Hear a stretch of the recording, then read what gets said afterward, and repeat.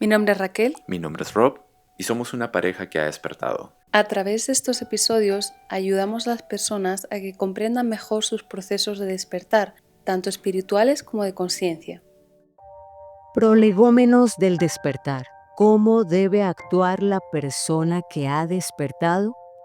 Esta es la pregunta que más te vas a cuestionar en los principios de un despertar, porque inconscientemente estás tratando de encajar en un nuevo grupo social en el que ni siquiera el mismo grupo sabe cuál es su verdadera estructura. ¿No te ha pasado que de pronto tu vecina, la señora Narcisa, ahora usa una pulsera de cobre y te dice que eso le ayuda a canalizar sus energías? Pero todas las mañanas la puedes escuchar gritándoles a sus hijas a la hora de ir a la escuela, y el esposo, en lugar de haber visto que su esposa ha logrado balancear sus energías, ahora se ha dado cuenta de que su casa huele media exótica. Cada día que el esposo llega del trabajo ya no sabe qué aroma encontrará, hasta que un día le dice a su compañera: Narcisa, tenemos que hablar. Y la señora, que ahora parece un catálogo de cuarzos por todas las piedras que carga en su cuerpo, le contesta haciendo una respiración zen. ¿De qué deseas hablar, Rufino? Rufino le contesta: me alegra que en la espiritualidad hayas encontrado una mejor manera de vivir en armonía. Pero nuestras hijas ya no tienen que ir a la escuela vestidas de colores tan extravagantes. Una de amarillo, la otra de rojo y la más pequeña de verde. Sus compañeros en la escuela les hacen bullying y las llaman chicas semáforo. Cuando una aparece dependiendo el color que trae puesto, unos avanzan y otros se detienen.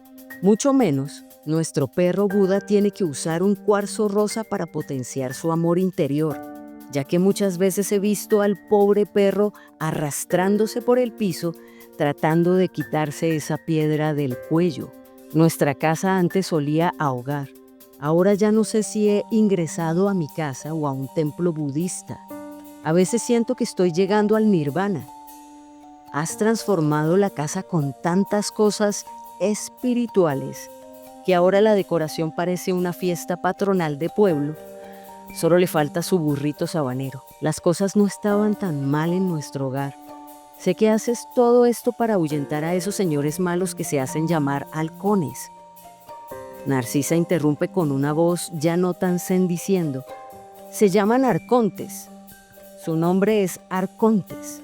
Y son esas entidades que se sienten atraídas por la negatividad y las malas vibras. Claramente en la vida de Narcisa no hay coherencia. Su despertar la ha llevado a querer despertar a toda su familia a la fuerza. Y esto es lo que muchas veces sucede con las personas en sus inicios de despertar espiritual o de conciencia. Cuando empiezan a comprender el ciclo de vida que están viviendo, de alguna manera quieren salvar hasta sus mascotas. La verdad es que el proceso de despertar es individual. No deberíamos interferir en el proceso individual del otro. El día de hoy estamos aquí con unas invitadas. Estamos con Diana Agudelo desde Colombia, Paola Reyes también desde Colombia, Ros, para hablar sobre el manual para quien ha despertado. Para nosotros era muy importante que estén estas personas porque han tenido un papel en el desarrollo de este material. En el caso de Ros, ha estado encargada de la traducción del manual al idioma italiano. En el caso de Diana, es quien está trabajando en la traducción al idioma inglés. Paola está preparando un círculo de lectura para empezar a estudiar el manual. Ros, creo que sería bonito comenzar contigo, puesto que estás con diferencia de horas. ¿Puedes compartirnos un poco sobre tu experiencia con el manual y lo que te inspiró a llevarlo al italiano?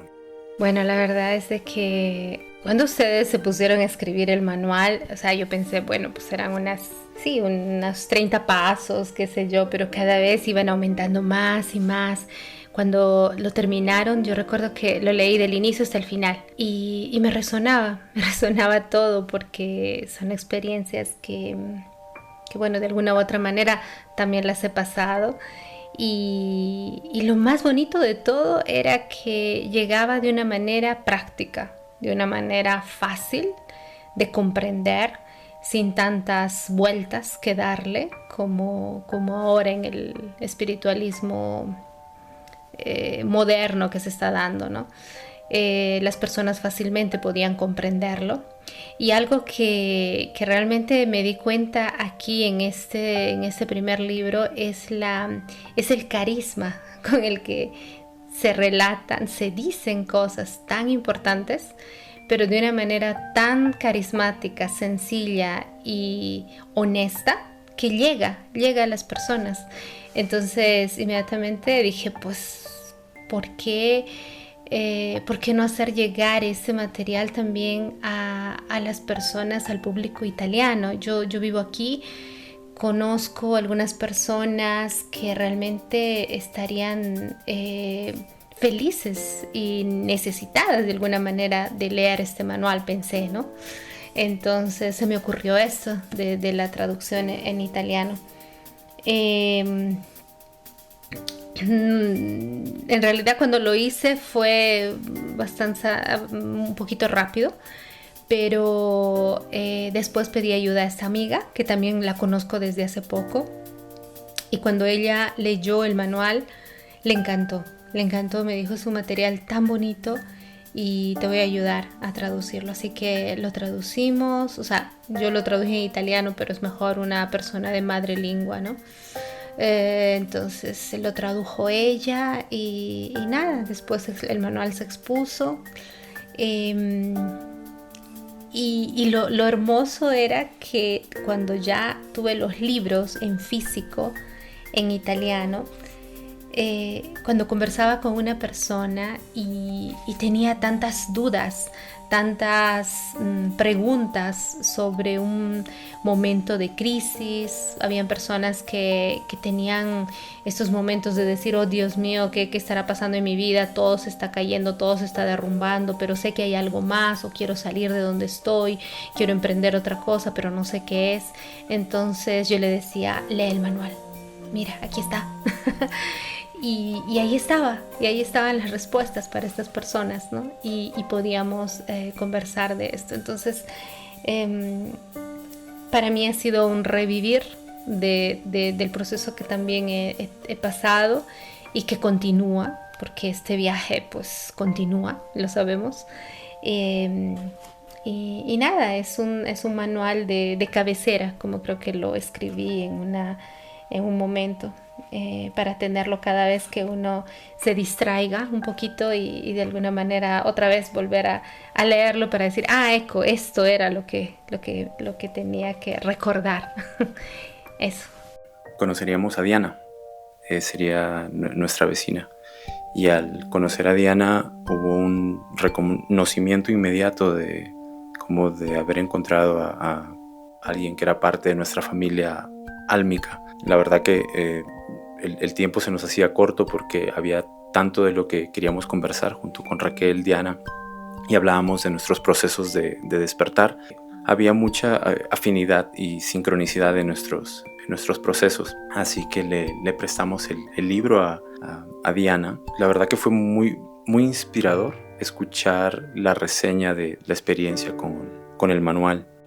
Bueno, fue una experiencia muy bonita porque yo recién los había conocido y fue como leer el libro, fue como acercarme también a terminar de reconocernos y a entender quiénes eran las personas que estaban detrás del libro y entender también que a pesar de que muchas veces estos procesos de despertar se llevan a cabo de forma individual, muchas veces incluso en soledad, realmente no estábamos solos. Hay otras personas que están pasando o que han pasado por procesos similares y esto en términos de identificación e identidad, pues es un aspecto muy importante, no estoy sola en este proceso, no soy yo la rarita, no soy yo la que quizá no logra compaginar con el mundo, sino que somos todo un grupo de seres humanos que estamos pasando por unos procesos similares, que qué bonito podernos encontrar. De hecho, siento que el manual, el libro es un punto de encuentro para estas almas que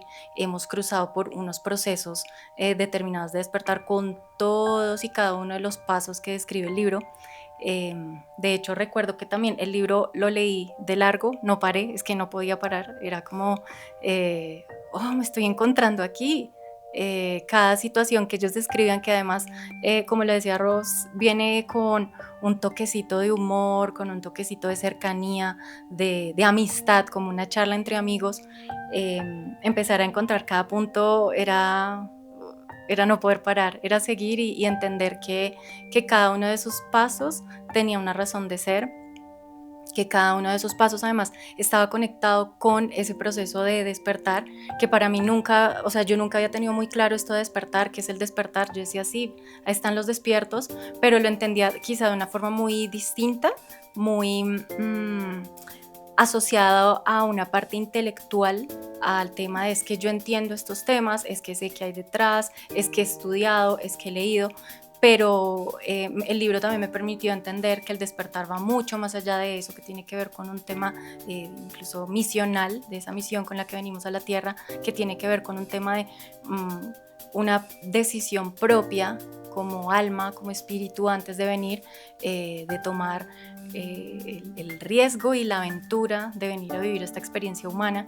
Y qué bonito el manual tenerlo como una forma de recordarte por qué viniste, aquí viniste, y que de verdad despertar es algo mucho más allá que el concepto, que la teoría, y es algo que está en la práctica, que se vive y que muchas veces lo vivimos desde niños, pero pues no teníamos el acompañamiento necesario, que nos dijeran, oye, es que esto está relacionado con un proceso álmico tuyo, es que esto está relacionado con un proceso de evolución, de crecimiento, de aprendizaje, sino que muchas veces al contrario te decían, mejor cállese eso, no diga esas cosas que van a pensar que usted es rara o que va a generar problemas en este lugar o en este otro.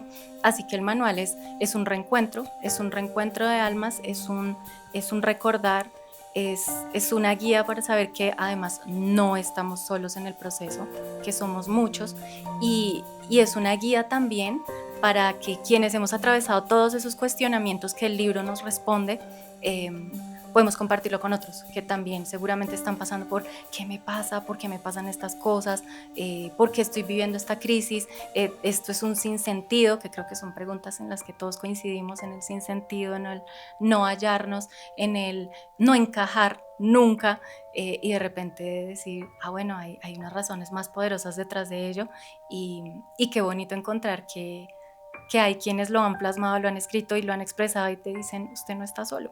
Además te lo dicen de una forma, pues, como te lo dirían los amigos, y eso creo que es un factor muy importante y muy valioso del libro. Qué bonito. Paola decía, Diana no habla mucho, pero cuando habla, capta toda tu atención. Estaríamos un día caminando por un pueblito de Colombia llamado Tabio.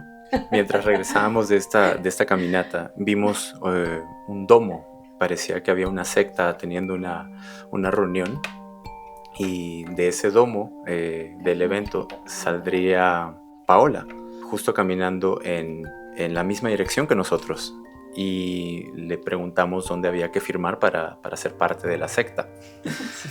Obviamente esto tratando de bromearle, ¿no? Para empezar una conversación.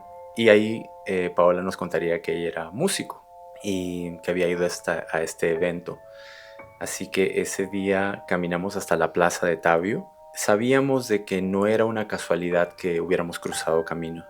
Ese mismo día le regalamos el manual a Paola. Hoy Paola está en el proceso de organizar un círculo de lectura para el manual, lo cual a nosotros nos toca, y estamos muy emocionados y felices de poder ser parte de esto, porque no queremos tener ninguna notoriedad, más bien queremos poder asistir como oyentes y disfrutar el saber qué tanto este material puede haber ayudado a las personas, ya que ha sido su propósito fundamental.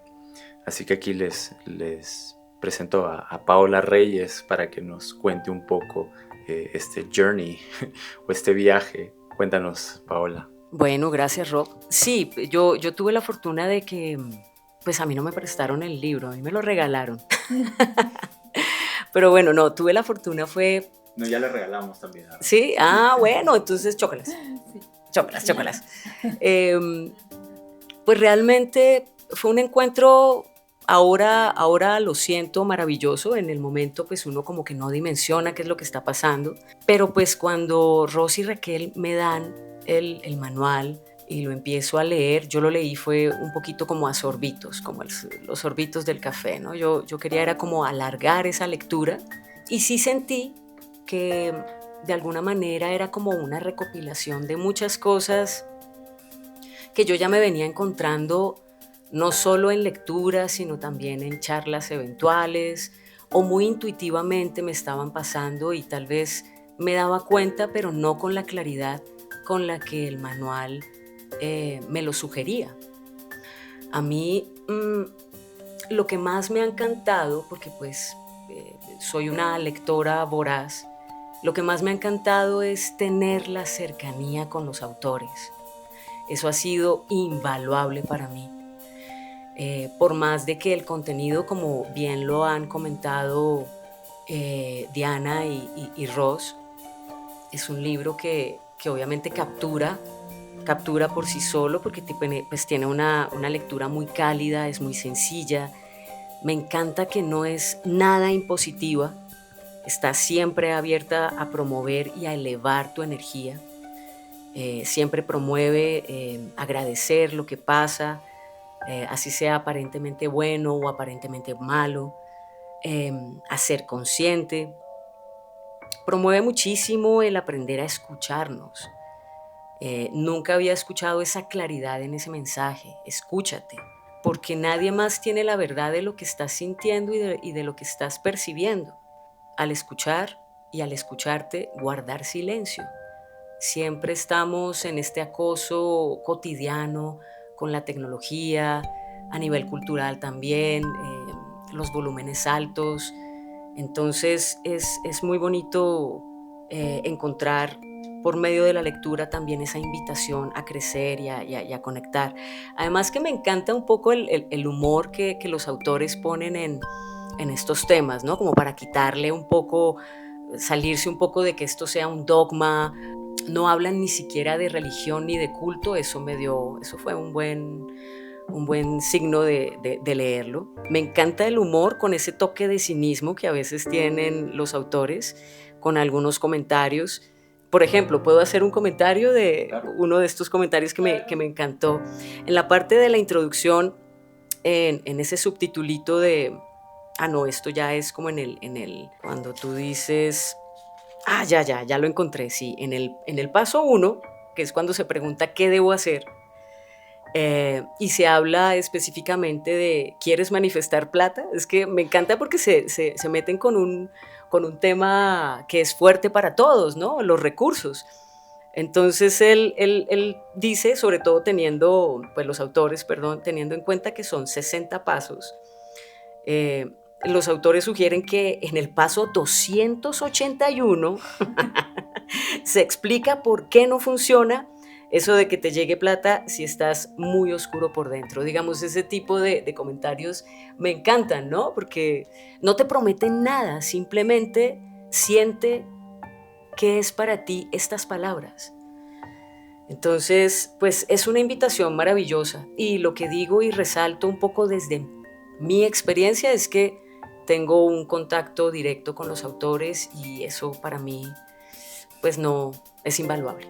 En los prolegómenos contamos una historia que trata sobre Narcisa, la vecina que muchos hemos tenido quizás la oportunidad de tener, y es aquella vecina que ha tenido un despertar y ahora creamos esta sátira sobre aquella vecina.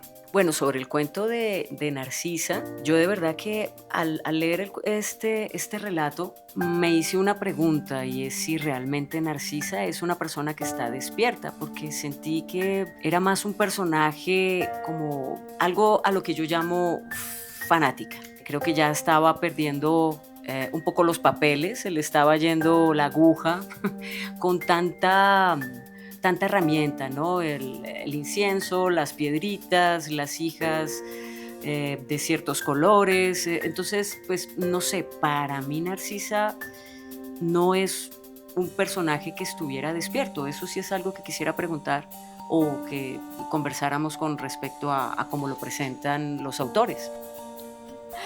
Bueno, yo creo que Narcisa puede que se haya, aunque se ha empezado sus pasos hacia el despertar. El tema es que sigue siendo humana y los humanos tenemos algo que no podemos desconectar y es nuestro ego. Y el ego puede manejarse de una forma sana o puede manejarse de una forma en que se vuelve caótica, confusa, que es lo que ella genera en su hogar. Ella generaba caos a través de ese ego espiritual. En esa medida, quizá ella empezó dando unos buenos pasos, unos pasos correctos hacia su camino a despertar, pero se perdió más en la forma que en el contenido. Y se fue por eso a los colorcitos, a las piedritas, a ponerle cosas raras al perro, porque se dejó llevar, ¿sí? Como por la superficie. Entonces, en ese sentido, creo que sí ella había empezado un camino espiritual o de despertar, pero que en ese mismo camino, a raíz de ese ego que todos llevamos, empezó a desviarse y a perder de foco lo que era verdaderamente importante en su propio proceso. Empezó más a actuar que hacer. Y yo creo que ahí me remonto a la pregunta de Raquel sobre cómo debe actuar una persona que ha despertado. Quizá no debe actuar, debe ser. Y cuando nos dejamos llevar por la actuación mediada por el ego, nos perdemos. Claro, sobre todo hay un punto ahí en el que el esposo se le acerca y pues de pronto le muestra lo que para ella pues es imposible ver, y es cómo ha cambiado el ambiente para los demás, ¿no? Y cómo se le ha impuesto a los demás, que es un poco, pues esa parte sí fue contundente para mí, no meterme en el proceso de otro, sino más bien respetarlo. Más sin embargo, el esposo le habla y le dice: oye, mira lo que está pasando, ¿qué es esto de los halcones? Y pues cuando Narcisa le responde: no, es que son arcontes. La forma como lo muestran en el libro es como si ella de pronto no hubiera escuchado lo que el esposo le estaba sugiriendo. Y creo que una persona despierta debe ser humilde. Una persona despierta, como había dicho un poco y que propone el libro, sabe escuchar. Y ella en ese momento no está escuchando. Entonces, para mí, ciertas cosas que son muy importantes no las tiene. Esa es mi duda. Claro, fíjate lo que yo había comentado antes también en relación con esa parte intelectual, que a veces tomamos la definición del despertar solo desde una perspectiva teórica intelectual, y eso fue lo que hizo Narcisa. Yo tengo tantos conocimientos, tengo tantos conceptos, no, es arconte, y oye, no te equivoques, porque de alguna manera ella desarrolló cierta autoridad intelectual sobre estos temas.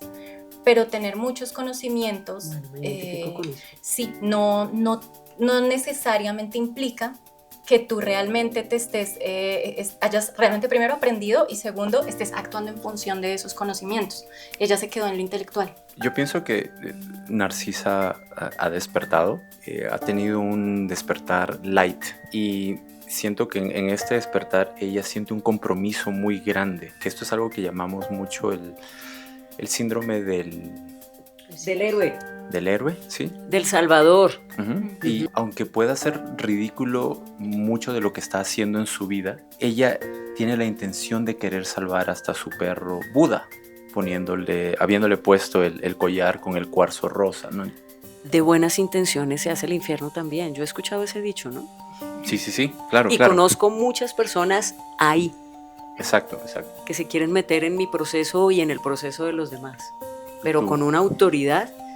Por eso todavía no me cabe en la cabeza que ella haya despertado. Pero bueno, ya me explicas un poco que de una forma superficial. Pasitos de bebé, listo. Sí, es muy interesante porque siento que la historia de Narcisa es la de muchas personas, pero también no es la de muchas personas. Por ejemplo, y este es un muy buen ejemplo, es el despertar de Ross. Ross era como, ay, soy luz, amor, todo es tan bonito, tan maravilloso.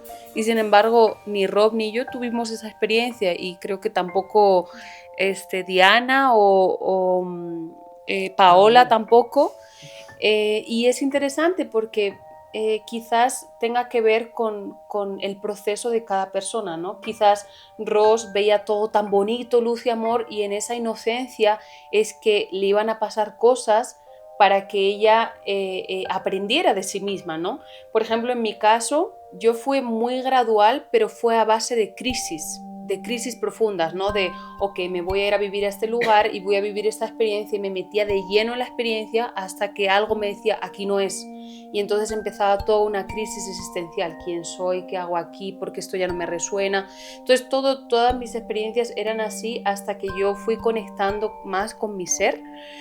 Y la de Rob o los demás fue totalmente distinto, y creo que es sacando lo que uno tiene, ¿no? O qué ha venido a hacer también.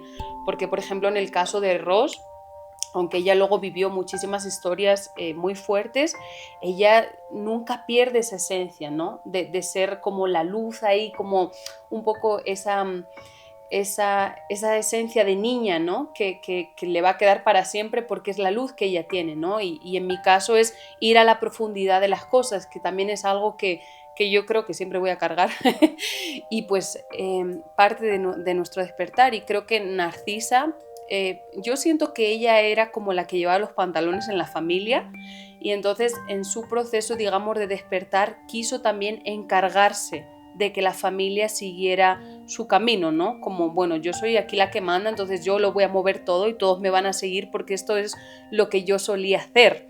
Entonces no ha desconectado, como dice Diana, su ego de lo que ahora se le está despertando en ella, ¿no? Que obviamente siente las energías, pero no entiende todavía qué es lo que está pasando. Entonces igual hay una resistencia, y esto es algo que le ha pasado a muchas personas que despiertan y tienen una pareja que no entiende nada y ellas se sienten superiores, o ellos, y hay un momento en el que si no hay un balance, pues la relación se tiene que acabar. Ahí me sumo a algo que mencionas, Raquel, y es con respecto al tema del ego. Quisiera de pronto partir de una definición que me gusta mucho sobre qué es el ego, y es que, claro, es una palabra que se usa mucho hoy en día, pero siempre un poco demonizada, un poco como el ego es malo y no hay que tenerlo y hay que reducirlo al máximo, etc. Pero al final el ego no es más que una estrategia adaptativa del ser humano, y es una herramienta que necesitamos para estar acá en la Tierra, porque es a través del ego, primero también que nos autoconstruimos una identidad, pero también es a través del ego que generamos estrategias de protección. Y siento que como estrategia adaptativa, Narcisa lo usa como, ok, yo no me quedo sola acá. Y como dices tú, me echo en el carro a la familia y me la llevo porque es que acá despertamos todos y esto es para todos y esto es fantástico, pero tiene que ser para todos, ¿sí? O todos o nada, ¿sí? Entonces por eso se vuelve un poco tirana del despertar, porque esa es su estrategia también para estar quizá en paz con su lugar en su familia. Pero claro, no lo veo en ese caso el ego como un tema de que es algo negativo de ella o algo malo, no, sino que ella no puede evitar tener ese control y pensar en su familia. Para mí Narcisa es la mujer que ha despertado con una actitud maternalista, que quiere proteger a todo el mundo. Voy a volver a la pregunta, que es ¿cómo debe actuar una persona que ha despertado? Y cuando dimos este ejemplo, tenía mucho que ver con nuestras propias experiencias, porque en el caso mío también había muchas ganas de liberación, a aceptar lo que estaba viviendo y romper con el status quo de lo que me habían dicho, de cómo debía ser. Quería poder sanar todas las sombras, sanar todas las heridas, desatar todos los nudos que tenía con enemigos o ex, porque no quería volver a repetir un ciclo de vida. Al ver a mi alrededor a las personas que eran parte del camino espiritual, de la New Age, trataba de alguna manera de aferrarme a algún grupo social en el cual yo me identificara, pero no podía, porque sentía que no había una estructura de lo que estaba viviendo, el proceso de mi despertar. Entonces, por ejemplo, no me podía vestir de lino, nunca lo había hecho. Y decía, primero, ¿dónde voy a comprar las camisas de lino? ¿Qué tan cómodas serán? ¿Funcionarán para el invierno en Estados Unidos, ¿no? Que es 10 grados bajo cero? ¿O tengo que juntar las palmas de mi mano y bajar la cabeza cada vez que conozca a alguien? ¿O pensaba, qué debo hacer para agradar a la fuente, a Dios? Entonces había mucha preocupación de que ahora que había despertado, cómo debía lucir, cómo debemos actuar. Es algo que siento que mucha gente se ha aprovechado para dogmatizar el proceso de despertar. Y de aquí ha sido muy difícil sacar a las personas, porque como venimos de una estructura social o de una estructura religiosa, el despertar es muy fácil que hagan que nos metan dentro de una nueva estructura, ¿no? Y nos digan, bueno, ahora tienes que dejar de comer carne, ya no puedes tomar café, tienes que tomar té, meditar y todo esto que en realidad no viene del plano espiritual, vienen de personas que han creado estructuras y nos han dicho, mira, si haces estas cosas vas a ser más espiritual o vas a ser un ser, una entidad superior comparado a las otras personas que hayan despertado y no estén meditando o haciendo yoga kundalini. Entonces, en esta pregunta de cómo debe actuar, llegamos a la comprensión de que la única persona que tiene la potestad para saber cómo actuar es uno mismo, basado en la conciencia, en nuestro estado y elevación de conciencia. Por ejemplo, si yo he tenido una mala relación con mi vecino, antes de querer irme a sanar al mundo, debo aprender a cómo sanar mi relación con mi entorno, con ese familiar con el que no me hable, mi relación con mi pareja, porque en el caso de Narcisa, había colonizado su casa y la había transformado en un templo budista, ¿no? Rufino le dice, ya no sé si llego a mi casa o a un templo budista. Cada vez que entro siento que estoy llegando al nirvana, ¿no? O sea, había acabado con el hogar de ellos y lo había transformado en el lugar que ella quería. Sí, las intenciones eran positivas de ayudar a su familia, pero estaba pisando el proceso de su esposo, del perro Buda y de las 3 hijas que las hacía vestirse de colores. Entonces, volviendo a la pregunta de cómo es que debe actuar una persona que ha despertado, la respuesta está en el interior de cada uno. Por eso es que no la hemos puesto para que la gente encuentre esta respuesta, porque nosotros no tenemos cuáles las respuestas de cómo debería actuar Ros Benavides, Diana Agudelo o Paola Reyes, ¿no? El cómo tú debes actuar, tú mejor que nadie lo sabes, porque si antes te inyectabas heroína, quizás el actuar ahora es dejo de inyectarme heroína y busco ayuda, ¿no? O si era alcohólico, busco ayuda, pero esto no va a aplicar para la experiencia de otra persona. Sí, me estaban saliendo letreros. Creo, sí, coincido muchísimo en lo que dices. El cómo debe actuar es único para cada uno. No se trata de armar libretos o de que todos tengamos la casa como el templo de Buda de Narcisa. Y esto, quizá la pregunta o el esperar que hay como unos patrones que debemos seguir, una forma de actuar, responde mucho a esa misma programación con la que venimos acá en la Matrix, que es de uniformarnos, de todos seguir un mismo camino, un mismo estilo educativo, una misma religión. Siempre lo que busca la Matrix, que de hecho apaga el espíritu humano, es volverlo todo uniforme, programarnos de una forma basada en la uniformidad. La espiritualidad y el despertar es todo lo opuesto, es ser únicos. Entonces sí, ¿cómo debe actuar? Debe actuar bajo sus propios preceptos, bajo su propio camino, bajo su propia intuición. Creo que es la respuesta, y creo que a medida que uno va leyendo el libro se va dando cuenta que es así, que el proceso de cada uno es único. Escuchaba también de todos cómo empezó su despertar. Todos tuvimos un inicio totalmente distinto. En mi caso, también es otra línea y ha sido básicamente un iniciar confrontativo. Yo me tuve que enfrentar a fuerzas de la oscuridad y ha sido así. Y ese siento que ha sido como el patrón común en mis procesos de varios sacudones de despertar. Pero cada caso es único y eso es lo rico, lo bonito de esto. Bueno, para mí ha sido más un proceso de reconocerme. Nunca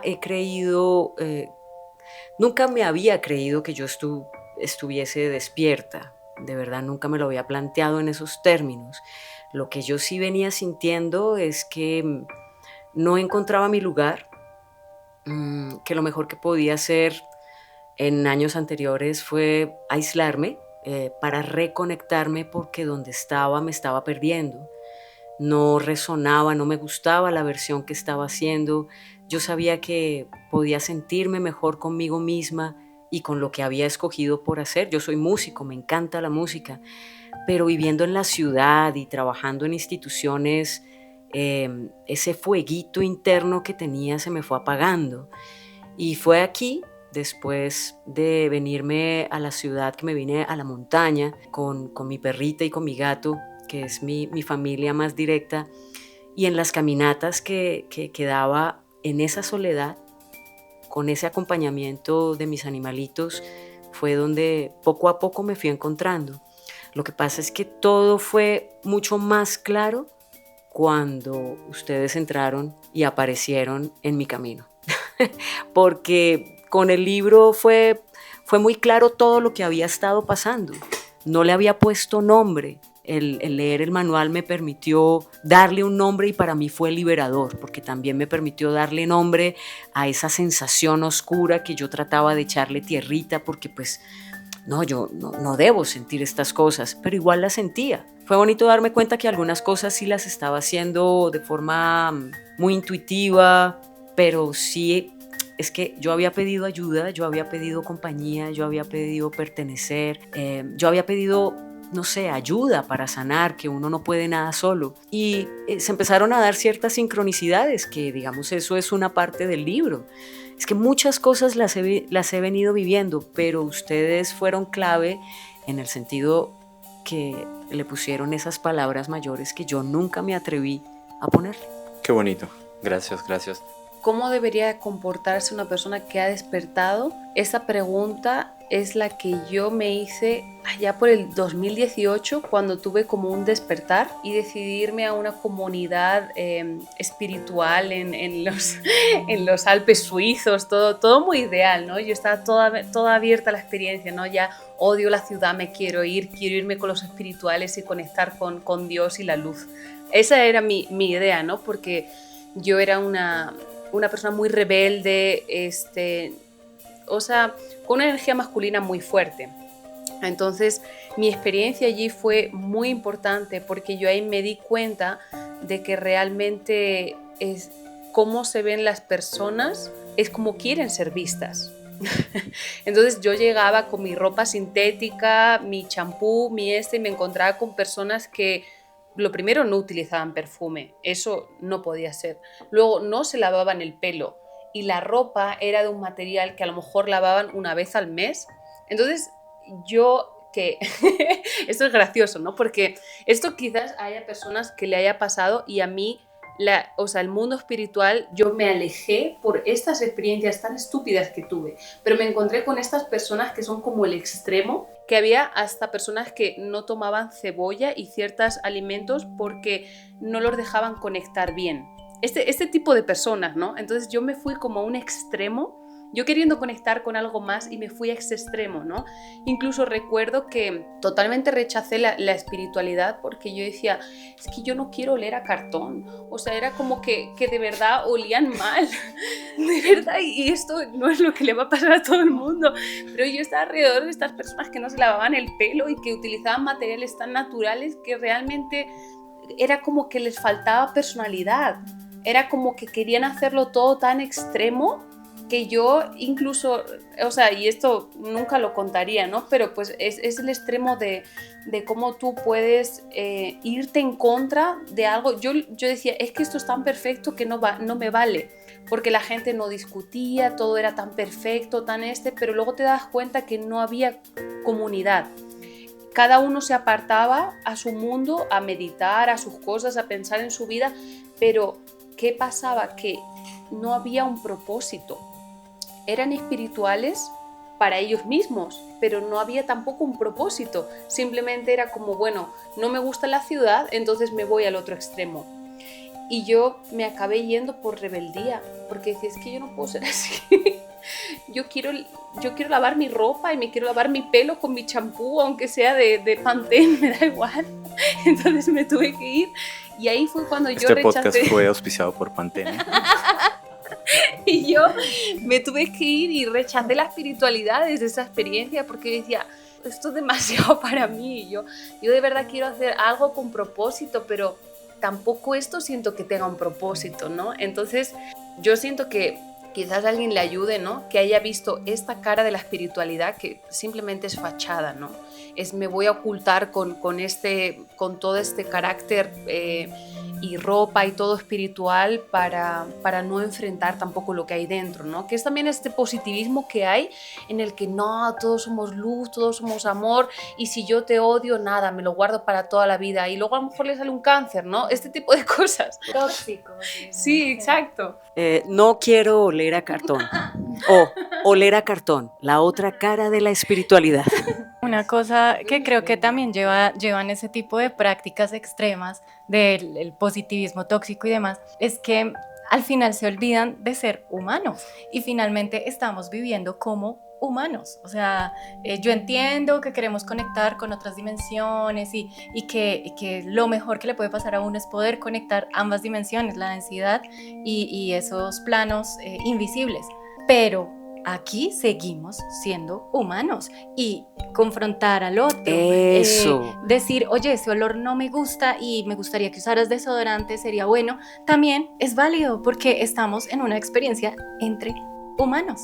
Claro, poder discutir, poder decir esto no me gusta, no se trata de no pisarnos las mangueras, no se trata de no voy a entrar en conflicto, no, pues si hay que poner límites, hay que poner límites y si hay que confrontar, hay que hacerlo. Creo que este caso es uno de los casos en el que tienes miedo a ver la oscuridad que hay dentro de ti. Entonces es como que no permites, ¿no? No permites y eso te hace tampoco avanzar. Te quedas estancado en una imagen que quieres dar y en seguir los pasos que supuestamente tendrías que dar, pero el trabajo personal no se hace. Y esto es algo que en nuestro camino pues entendimos que el propósito de estar aquí primero también es vivir en la materia, como dice Diana, es vivir la experiencia de todo lo que la materia y todo lo que lo físico te tiene que dar y después trabajar en tu ser para ser la persona que tú quieres ser realmente. Bueno, para nosotros todos estos temas son tan importantes porque son parte de nuestra vida y quiénes somos ahora mismo, ¿no? Pero me gustaría preguntar también por qué creen ustedes que este contenido podría ayudar a personas que estén en este proceso. Yo creo que un factor muy, muy valioso es el tema de poder confirmar intuiciones. Muchas veces las personas que están en proceso de despertar están muy confundidas, no saben qué camino tomar, muchas veces se sienten que están equivocados en las decisiones que están tomando, en los caminos que están tomando. Así que siento que el libro, con ese toque, repito, de amigos que te van contando cómo es la cosa, cómo sucede la historia, te permite confirmar, no, tal vez no estoy tan equivocado, tal vez lo que intuía que era de cierta forma, sí lo es y no soy yo quien está equivocado, es mi proceso, cada proceso es distinto y es válido el sentir como siento y el decidir qué caminos deseo tomar en ese proceso de despertar. Y una cosa que va asociada también a esto, siento que es un valor también muy grande del libro y es este tema de un poco de desbaratar fachadas que muchas veces, sí, la espiritualidad no es ir levitando por la calle y con una túnica blanca y el tercer ojo ahí pegado, sino que es algo que nace de ti mismo y de tus propias experiencias personales, de lo más crudo a veces, de lo hermoso también, pero de situaciones que te llevan al límite. Entonces, de hecho, pues yo me reía mucho en la primera parte del libro cuando empiezan a hablar como de estas fachadas espirituales, porque yo siempre decía, porque a mí estas cosas me causan risa cuando las veía y siento que no resueno, no conecto con eso, siento que por ahí no es. Y dije, bueno, tal vez no es que yo era hipercrítica con, sí, con estos, digámoslo abiertamente, vendedores de promesas espirituales, sino que realmente muchas veces toman esa imagen, esa fachada, esa forma de mostrarse al mundo, y realmente es un proceso más interno, más personal, más de autoconocimiento que de la necesidad de ir a buscar en otros al gurú, al guía. El guía y el gurú somos nosotros mismos y están dentro de nosotros. Entonces siento que en ese sentido el manual, al que está dudando si sigue al gurú o si se sigue a sí mismo y sigue sus intuiciones y su corazón, siento que es la forma de decirle, anda con lo tuyo. Ve por lo tuyo, ve con tu manera, con tu estilo, hacia los demás les parezca que estás loquísimo, pero ve con lo tuyo. Siento que eso es un valor muy grande que ofrece el libro. No, muy bien, Diana, yo creo que ya lo dijiste todo. Yo en este momento siento que me han quitado las palabras. No, mentiras. Bueno, además de lo que ha dicho Diana, que fue muy asertivo, y lo que bien estaba compartiendo Ros antes, yo solo quiero resaltar que esa sencillez, un poco como tú lo nombrabas, Diana, con ese lenguaje entre amigos, esa sencillez que tiene el libro es atrapante, porque estamos tan acostumbrados siempre a encontrar la información o esa guía en los procesos con tantas capitas encima, es todo tan aparatoso, y pensar que el desafío está en lo sencillo que es. Entonces, creo que el libro realmente, con el lenguaje que utiliza, los capitulitos, las normas, bueno, no sé cómo llamarle, son tan sencillas, son tan cortitas, que por eso siento que su lectura es bien agradable. Y por eso también pienso que mucha gente puede quedar un poco confundida, porque de pronto pensaban que había algo más, que el simplemente afinar tu antenita y entregarte a la experiencia. Algo muy bonito que quería comentar es una persona que leyó el manual cuando ya estaba por la mitad y me dijo, le pregunté, ¿no? ¿Y qué tal? ¿Cómo va? ¿Qué te parece? Y me dice, es cruelmente sincero. Y no entendí, ¿cómo? Le dije, ¿cómo cruelmente sincero? No, porque, no sé, porque pareciera como que cuando se habla del despertar, oh Dios, que tienes que aprender a meditar, mindfulness, saber tener bastante conocimiento de cosas esotéricas. Pareciera que fuera tan complicado y en cambio, leyendo el manual, te hace ver así que es fácil. Es totalmente así, con una sinceridad y una simpleza, esa es la palabra, simpleza, que dices, pero ¿es verdad? ¿Es así? Y entonces te das cuenta de que no es tan difícil este proceso. Es difícil en el sentido de que obviamente mirarnos hacia adentro puede ser muy difícil, pero no desde el sentido de que tienes que saber, ¿no? Porque todos dicen a veces desde el conocimiento, pero no es el conocimiento, es más el sentir. Y ya desde ahí uno dice, pues sí, es verdad, ¿no? O sea, no es que tienes que tener siempre tus saumerios o matar a las gallinas, como hacías en un comentario, creo, ahí escribían, o hacer ciertos procedimientos así para poder atraer energías y qué sé yo, sino simplemente es esto, ¿no? Es esa facilidad de poder tener, de poder seguir. Desde mi perspectiva, creo que también surgieron mucho los temas que hablar, porque en nuestro camino, y creo que en el de muchos, el despertar no es tanto como el ¡ay, somos luz y amor y qué bonita la vida!, ¿no? Eso es como un poco uno de los procesos.